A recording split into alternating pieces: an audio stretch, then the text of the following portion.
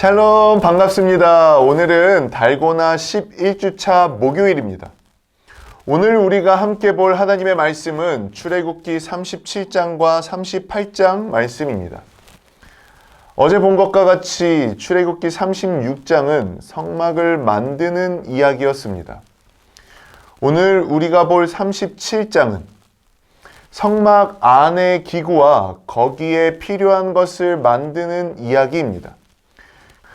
그리고 38장은 성막 울타리와 그 울타리 안에 뜰에 있는 번제단과 물두멍을 만드는 이야기를 기록하고 있습니다.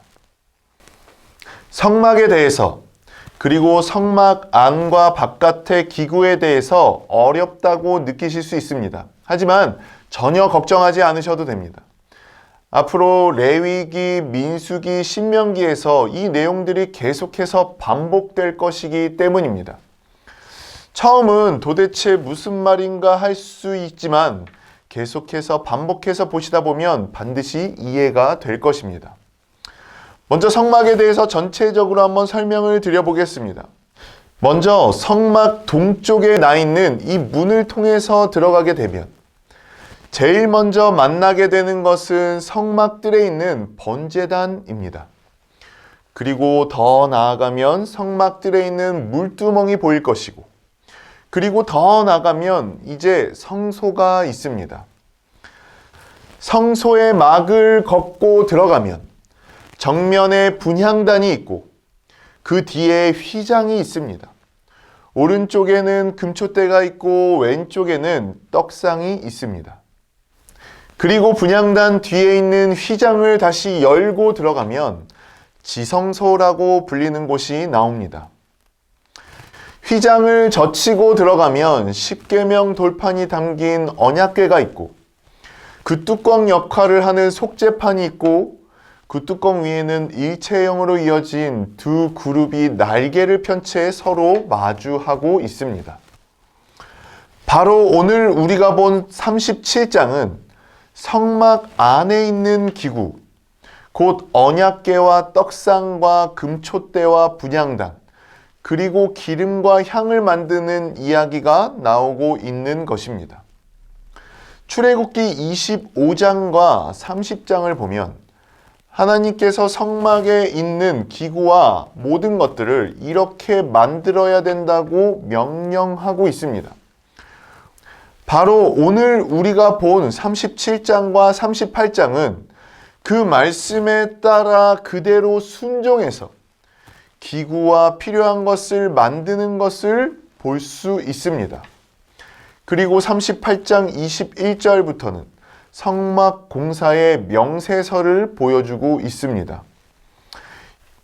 여기서 말하는 1달란트는 대략 무게가 34kg 정도 됩니다.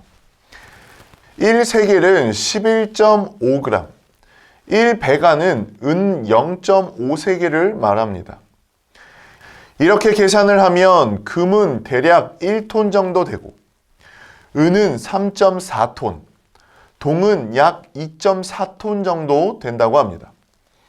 금은 모두 자발적으로 바친 것을 모은 것이고 은은 20세 이상 모든 성인에게 받은 양입니다.